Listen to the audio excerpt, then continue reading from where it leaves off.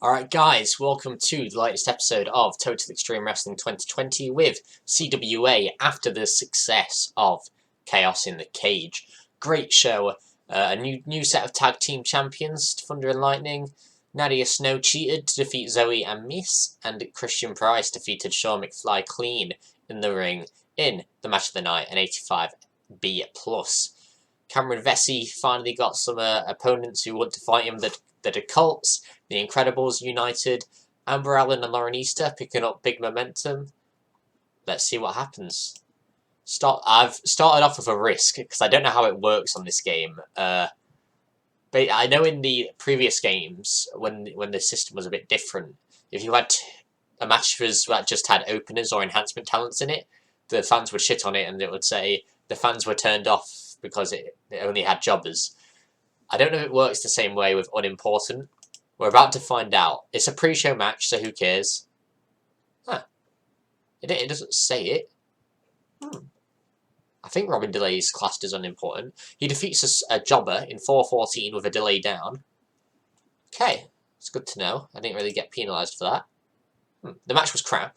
Probably because they're both unimportant, but... Okay. Learned. 92A to start the show. In front of 9,200 people. Okay.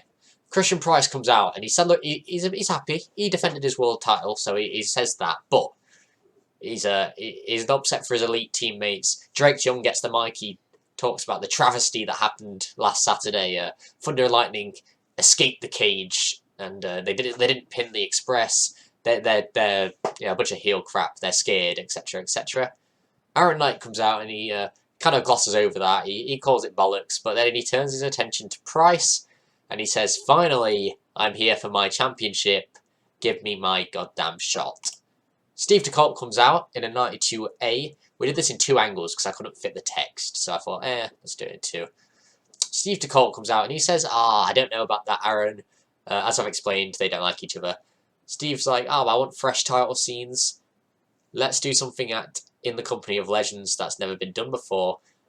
Aaron Knight will team up with Skip again. The Incredibles will team up to take on the Dynamite Express. If the Incredibles win, Aaron Knight will get his World Championship shot at Ultimate Showdown. If the Dynamite Express win, they'll get their tag title shot at the Ultimate Showdown. So, stakes are high for that one. 67C+ to start the show. Decent reaction, but subpar wrestling. Sean McFly defeats Princeton Price in 10:29 with a DeLorean driver. Time to get Sean McFly down a little bit. Still gonna beat guys like Princeton though, but he's just gonna. This can only help Princeton. He's a really young guy, so McFly can now use his experience and stuff to help younger talent. Speaking of younger talent, we've got a new storyline. Sean McFly gets on the mic. He doesn't like to talk that much, so he's quite short. He admits Christian Price beat him. Price is the better man. He seems a bit dejected. Maybe he's thinking of retirement. Either way, he gets the crap beaten out of him by a man with a lead pipe. We don't know who this guy is. He is very much a masked man. Who is he? Starting the storyline, 69C+. 86B+. Skip finds Knight backstage. They shake hands. They celebrate their tag win on the last pay-per-view. Skip tells Knight it's crap what Steve's doing, but they're gonna win the pay-per-view anyway. Knight will get his world title shot. And there's kind of a bit of a tease there. Skip's like, I'll help you get it, but when you win the title, maybe we'll have a match. Maybe I'll be your first challenger. Just sowing some seeds. Aaron Knight invents a new catchphrase, so that's cool. 57C-. The Court defeat Breaks and Winters in 12:29. Demelza Wade wins with his star treatment. Trying to get Wade over a little bit. She's maybe I should have let her retire. No, but she's good though. I like her. Angle anyway, 70C+. The Queen's Court kind of celebrated, then they back off because a host of challengers come down to the ring that just hate them. Alan, Easter, Zoe, even Brock Tyler's there. Steve DeColt's like, hold on. You can't all fight her. Next week, Fatal 4-Way. Alan, Tyler, Easter, Zoe. Let's see who gets the shot. Nadia's like, why? They don't even deserve a shot. And Steve's just like, yeah, whatever. Steve's like, that's the match. The winner gets Nadia in the company of legends. Okay. 62C. Thunder and Lightning celebrate their tag title win with their manager Faith. Mountie Man then comes out, and his gimmick is that of a corrupt cop, but I haven't really used him yet. So my first usage of him in this story, he comes out and he gives them a ticket for cheating to win the tag team titles. Kind of like, you don't deserve it, here's your ticket. Just making a new storyline here.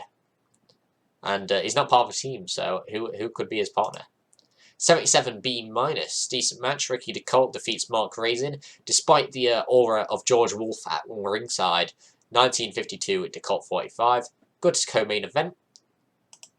81B. Cameron Vesey comes out and 2-on-1 assault, but Jack DeCoult's very quick to get out there, makes the save. Cameron gets on the mic and he kind of rinses the DeCoults. He says the biggest thing he hated about the merger between the two companies was that he had to work with the DeCoults. He calls them out. He really despises them and he wants to beat the crap out of them next week. Tag match set up. Vesey and Wolf will take on the DeCoult boys. Main event time, a rematch from the pay-per-view. 79B. Great wrestling, a good heat. Dante Dunn and Shooter Sean Dealey draw again. This time it's a double DQ. The brawl gets out of hand on the outside. They both end up with steel chairs. Look at each other like, okay, what do we do now? And they both swing at the same time. The ref's like, oh, screw this. Throws it out. Throws the match out. Fans aren't very happy at this point. But, and neither is Steve DeColt in a 76B-. Steve DeColt didn't do well without a script. Okay. Steve DeCoult's like, okay, stop fighting, stop fighting. He gets security guards out. He stops the brawl.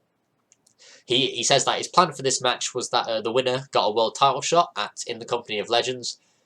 He sees that no one can win between these two, so he says, you know what? Christian Price, he claims he's the best, he's the chosen one.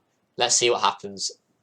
In the Company of Legends, Dante Dunn versus Shooter Sean Dealey versus Christian Price. Finish the show. 83B, increasing our popularity. These three angles definitely did it. They all featured Aaron Knight. Hint. Very good show. Let's finish this and go to the next. Well, just check out the ratings, check out the finances. Already got some stories going. Really hyped going into our version of WrestleMania. We've just got one little bump in the road. In the Company of Legends. It's a really good name, considering it's like a fast lane or something. Aaron Knight debuted a new catchphrase, as we saw. Going to sell a hell of a lot of t-shirts. I can't bother to come up with a catchphrase, so he said something cool. Nice one, Aaron Knight. He's an absolute beast, so yeah, he's way too good. USPW, again, we're beating them easily. I mean, they're getting so many viewers, which is annoying, but we are doing really well in terms of our show ratings. 0.22s. So our TV ratings aren't going up. I just don't get why they went down like from the start. Ever since I sent McFly away, they went down and they never went up, even with McFly back. It must be just because of overness, but we're trying to get guys over now, and we'll see what happens. We've still got some big stuff, and some youngsters will be improving their overness. I realize I shouldn't really be doing that, jumping over the roster and stuff. So, okay, and we're still doing alright money-wise. So, I will see you guys for the next episode.